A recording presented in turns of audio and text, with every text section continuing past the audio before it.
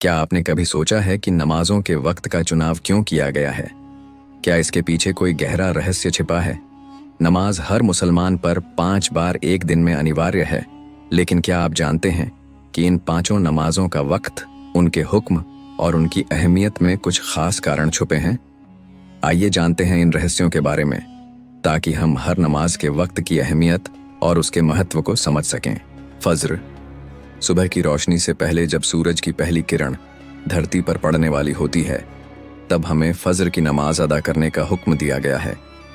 ये वक्त न केवल धार्मिक दृष्टि से महत्वपूर्ण है, बल्कि यह एक प्रतीक है कि हम अपने दिन की शुरुआत अल्लाह के नाम से करें। फज्र की नमाज हमें याद दिलाती है कि जिस तरह सूरज उगता है और अंधेरे को ख़त्म करता है, उसी तरह हमें अपनी ज़िंदगी में भी अच्छाई और सत्य की ओर कदम बढ़ाने चाहिए। यह नमाज हमारी आत्मा को ताजगी और नयापन देती है। जोहर, दोपहर के बाद का वक्त।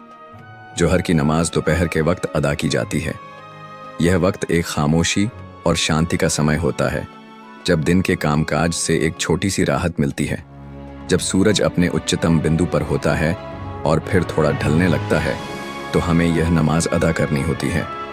जोहर की नमाज हमें यह सिखाती है कि दिन की भाग दौड़ और व्यस्तता के बीच भी हमें अल्लाह के साथ हमारा रिश्ता मजबूत बनाए रखना चाहिए। यह नमाज हमें हमारे रोज़मर्रा के कामों में संतुलन बनाने की याद दिलाती है। असर, शाम का इंतज़ार। असर की नमाज शाम के नज़दीक होती है, जब सूरज अपने ढलान पर होता है। ये वक्त थोड़ा सा तनाव और थकान का होता है, क्योंकि दिन भर की मेहनत के बाद शरीर और मन थोड़े थक चुके होते हैं। लेकिन इस वक्त की नमाज हमें सिखाती है कि जब हम थक जाएं और हमारे पास कोई और सहारा ना हो, तब भी हमें अल्लाह की याद में रहना चाहिए। असर की नमाज हमें यह बताती है कि हम किसी भी परिस्थिति में, चाहे जो भी हो, अल्लाह से जुड़े रहें और उसकी मदद को अपने जीवन का हिस्सा बनाएं। मगरिब, सूर्यास्त का वक्त। मगरिब की नमाज सूर्यास्त के बाद होती है। दिन और रात के बीच का यह समय बहुत खास है, क्योंकि यह बदलाव का प्रतीक है। सूर्यास्त के बाद हमें यह नमाज अदा करनी होती है, जो हमें बताती है कि हमें जीवन में हर बदलाव का सामना ढाल के साथ करना चाहिए। जब दिन खत्म होता है और रात आती है, तो हमें अपने पिछले दिन के कर्मों पर सोचने और अल्लाह से माफ़ी मांगने का वक्त मिलता है। मगरिब की नमाज हमें यह याद दिलाती है कि रात का अंधेरा कभी भी जीत नहीं सकता, क्योंकि अल्लाह की रोशनी हमेशा हमारे साथ होती है। ईशा, रात का अंधेरा और सुकून। ईशा की नमाज रात के अंधेरे में अदा की जाती है, जब दुनिया पूरी तरह से शांत और सो रही होती है। यह समय होता है आत्मनिरीक्षण और अल्लाह से सीधे बातचीत का।